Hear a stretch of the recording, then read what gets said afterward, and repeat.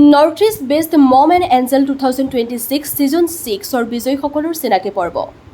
বিগত 5 বছৰ ধাৰাবাহিকতা অক্ষুণ্ণ ৰাখি মাতৃ দিৱস উপলক্ষে RS ক্ৰিয়েশ্যনৰ উদ্যোগত আয়োজিত north east best mom and angel 2026 season 6 শীৰ্ষক উত্তৰ পূৰ্বাঞ্চল ভিত্তিক এক বিশাল পৰম্পৰাগত সৌন্দৰ্য প্ৰতিযোগিতা 31 মে'ত যোৰহাটৰ অসম সাহিত্য সভা প্ৰেক্ষাগৃহত সফলতাৰে অনুষ্ঠিত হয়।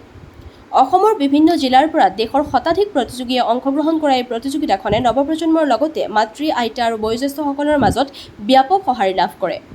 প্ৰতিভা বিকাশৰ বাবে এখন সুস্থ আৰু মানসম্পন্ন মঞ্চ সৃষ্টি কৰাৰ লক্ষ্যৰে আয়োজিত অনুষ্ঠানটোৱে সকলো বয়সৰ অংশগ্ৰহণকাৰীক নিজৰ দক্ষতা আৰু আত্মবিশ্বাস প্ৰকাশৰ সুযোগ প্ৰদান কৰে।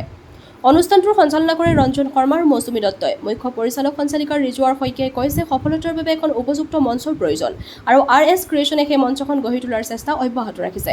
অনুষ্ঠানত সহ সঞ্চালিকাসকল হিমাদ্ৰী, শেৱালী, চয়নিকা, জয়াৰাণী, জিলমিল, ৰূপা আৰু স্বপ্নালীও গুৰুত্বপূৰ্ণ ভূমিকা পালন কৰে। অঞ্জু হাজৰিকা, ডক্টৰ মামু বায়ন, পিংকী শইকীয়া আৰু মণ্ডিতা গোস্বামীয়ে বিচাৰকৰ দায়িত্ব পালন কৰে। লগতে ডক্টৰ ৰীনা ফুকন বৰকাকতিক মা তুমি নমস্য সন্মানেৰে সন্মানিত কৰা হয়। প্ৰতিযোগিতাখনৰ বিভিন্ন শাখাৰ বিজয়ীসকল হৈছে বেষ্ট এঞ্জেল ক শাখাত হৰ্ষিতা দাস, বেষ্ট এঞ্জেল খ শাখাত এঞ্জেলিনা হাজৰিকা, মাষ্টাৰ এঞ্জেল ক শাখাত আয়াঞ্চ কাশ্যপ, মাষ্টাৰ এঞ্জেল খ শাখাত লিয়ন ৰাজ গগৈ, 3 শাখাৰ বিজয়ী জ্যোতিষ্ণা হাজৰিকা, মিছ শাখাৰ বিজয়ী প্ৰিন্সিপ্ৰিয়া কলিতা, মিছেছ চিলভাৰ শাখাৰ বিজয়ী অনন্যা ফুকন, মিছেছ গ'ল্ড শাখাৰ বিজয়ী ডৰথী দত্ত, মিছেছ ডায়মণ্ড শাখাৰ বিজয়ী জুলি দাস আৰু মিছেছ ডায়মণ্ড শাখাৰ বিজয়ী নিভা দত্ত ৰবি। উৎসাহ, আত্মবিশ্বাস আৰু প্ৰতিভাৰ এক অনন্য সমাহাৰ হোৱা এই অনুষ্ঠানটোৱে পুনৰবাৰ প্ৰমাণ কৰিলে যে সঠিক মঞ্চ আৰু সুযোগ পালে সকলো বয়সৰ লোকে নিজৰ প্ৰতিভা উজ্বলাই তুলিব পাৰে। যোৰহাটৰ পৰা ধ্ৰুৱস্তি পাচনিৰ ৰিপৰ্ট AIN লাইভ। অনুষ্ঠানটি আৰম্ভ আমি 4 দিনীয়া কাৰ্যসূচী আছিলে। 28, 29, 30 মে'ত আমাৰ অনুশীলন আছিলে, যিটো প্ৰশিক্ষণ দিয়া হৈছিলে আমাৰ ফ্ৰী প্ৰশিক্ষণ 3 দিনীয়া। আৰু প্ৰশিক্ষণত জড়িত হৈ আছিলে মনীষা ঠাকুৰীয়া, জ্যোতিতৰা দত্ত আৰু ঋত্বিক পল কালান্দিয়ে। তেওঁ বোকাখাটৰ হয় আৰু বাকী দুগৰাকী আমাৰ যোৰহাটৰে হয়। আৰু তেখেতে আমাৰ ল'ৰাখিনি শিকাইছিলে। আৰু মনীষা আৰু জ্যোতিয়ে গোটেই যিখিনি মিছেছ মিছ কিডছ আছে, ছোৱালী আছে মানে সকলোকে শিকাইছিলে। খুব সুন্দৰ, বহুত কষ্ট কৰি তেওঁলোকে কেইবাটাও আমাৰ ছিকুৱেঞ্চ আছিলে, য'ত আমাৰ ফাৰ্ষ্ট লেডি, আমাৰ যিটো ফাৰ্ষ্ট লেডি বুটিক আছে, বুটিকৰ আমাৰ মিছৰ টপ 10ৰ ড্ৰেছ দিছিলে। তেওঁলোকৰ ছিকুৱেঞ্চবিলাক খুব সুন্দৰকৈ কোৰিঅ'গ্ৰাফি কৰিছিলে। আৰু 3ৰ টপ 10ৰ যিটো ফিনালে ৰাউণ্ড আছে, তাত আমাৰ যোৰহাটৰে মিতালী বুঢ়াগোহাঁই তেওঁ ড্ৰেছ দিছিলে। খুব সুন্দৰ তেওঁলোকৰ ড্ৰেছবিলাক। আৰু আমি আপ্লুত হৈছিলোঁ। আমি যদিও আমাৰ ট্ৰেডিশ্যনেল, গতিকে আমাৰ লেহেংগাটো ট্ৰেডিশ্যনেলতে পৰে। আৰু বাকীকেইটা আমাৰ যিকেইটা আমাৰ ছিজন আছিলে, তাত আমাৰ লেহেংগা এনেকৈ আমি দিয়া নাছিলোঁ। কিন্তু এইবাৰ আমাৰ অনুষ্ঠানটি বহুত ধুনীয়া হৈছিলে। আৰু ফোন যোগে বা মেছেজ যোগে আমাক সুধিছে যে ক'ত হৈছে ইমান ধুনীয়া এটা অনুষ্ঠান, মানে বাহিৰতে হয় এনেকুৱা। চ' তেতিয়া আমি যোৰহাটতে বুলি ক'বলৈ পাই আমাৰ বহুত মানে গৌৰৱ অনুভৱ কৰিছিলোঁ। ভাল লাগিছে যে আমাৰ যোৰহাটত তেনেকুৱা এখন প্ৰগ্ৰেম বা অনুষ্ঠান এটা হৈছে আৰু আমি এই অনুষ্ঠানটো দিব পাৰিছোঁ RS ক্ৰিয়েশ্যনে। চ' আমি বহুত গৌৰৱান্বিত আৰু বহুত সুখী। কাৰণ আমাৰ আজি প্ৰগ্ৰেমটো আমাৰ যোৱা 31 মে'ত যোৰহাট সাহিত্য ভৱনত north east best mom and angel 2026 শীৰ্ষক এখনি পৰম্পৰাগত সৌন্দৰ্য প্ৰতিযোগিতা অনুষ্ঠিত হৈ গৈছিলে। আৰু তাত যিসকল বিজয়ী এম্বেচাডৰ ৰানাৰ্ছ আপ আছিলে, তেখেতসকলক আজি আমি সংবাদ মাধ্যমৰ যোগেদি ইয়াত যোৰহাট প্ৰেছ ক্লাবত আমি এটি অনুষ্ঠান পাতি তেওঁলোকক চিনাকি পৰ্ব এটা কৰাইছিলোঁ। তেজপুৰ, শিৱসাগৰ, গোলাঘাট, ধেমাজি আদি বিভিন্ন জিলাৰ পৰা প্ৰায় 150 শতাধিক প্ৰতিযোগী অংশগ্ৰহণ কৰিছিলে। আমি এখন শুদ্ধ আৰু সফল মঞ্চ দিয়াৰ প্ৰয়াস কৰিছিলোঁ। আৰু যিহেতু আমি বহুতখিনি সঁহাৰি পাইছোঁ, গতিকে আমি ভাবিছোঁ যে আমি শুদ্ধ আৰু সফল মঞ্চ দিয়াত আমি সফল হৈছোঁ। আচলতে 10টা কেটেগৰী আছিলে। কিডছৰ 4টা কেটেগৰী, তেনেকৈ মিছৰ 2টা কেটেগৰী আৰু কিডছৰ ল'ৰা ছোৱালী লগাই 4টা আছিলে। আৰু মিছেছৰ 4টা কেটেগৰী আছিলে বয়স অনুযায়ী। আৰু তেখেতসকলক আমাৰ যিসকল বিচাৰক আছিলে তেখেত এগৰাকী আছিলে ডক্টৰ মামু বায়ন, মণ্ডিতা গোস্বামী, অঞ্জু হাজৰিকা আৰু পিংকী শইকীয়া। আৰু তেখেতসকলে খুব সুন্দৰকৈ তেখেতক আমি বুজাই দিছিলোঁ আমাৰ কিমানটা কেটেগৰী আছে আৰু কি তেওঁলোকে নিৰ্বাচন কৰিব লাগিব।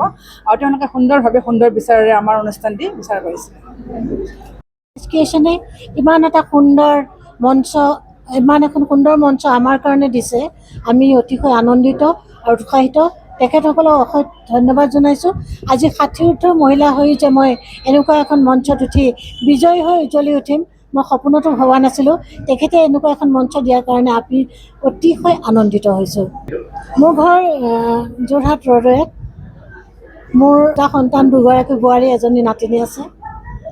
মই যেতিয়া ৰিটায়াৰ্ড হ'লোঁ তেতিয়া মই ভাবিলোঁ মই এতিয়াহে 30 বছৰীয়া হৈছোঁ, যিহেতু মোৰ বহুত কাম অসম্পূৰ্ণ হৈ আছে, সেই কামখিনি কৰিবলৈ মই সময় পালোঁ।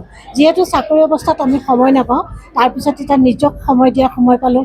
ল'ৰা ছোৱালীকো পঢ়া শুনা কৰি উলিয়াই দিয়ালোঁ।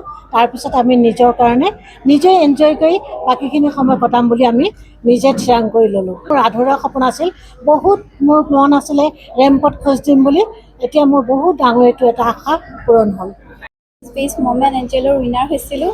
মোৰ বহুত ভাল লাগিছে আৰু মই ধন্যবাদ জনাম ৰিজু মেমক।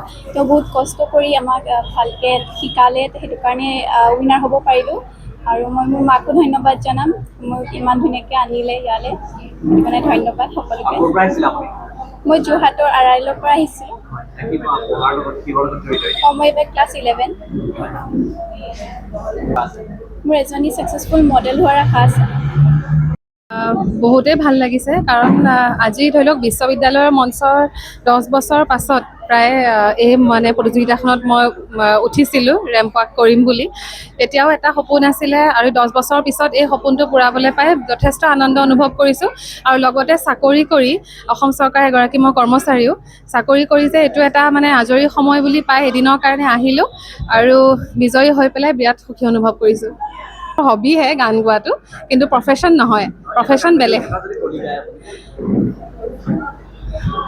ৰং দিয়া মৰম ৰং ভাল পোৱা সজাও ৰামধেনু, ৰং জীৱনৰে সুখ দুখৰে সজাও ৰামধেনু, এই বুকু মৰমৰ বাহিৰে মোৰ বুলিবলে আছে কিনো, মিঠা মিঠা সপোনে দি থক বলাব জানো, ৰং দিয়া মৰম ৰং ভাল পোৱা সজাও ৰামধেনু। যিকোনো খবৰ আৰু বিজ্ঞাপনৰ বাবে যোগাযোগ কৰক 7896121996।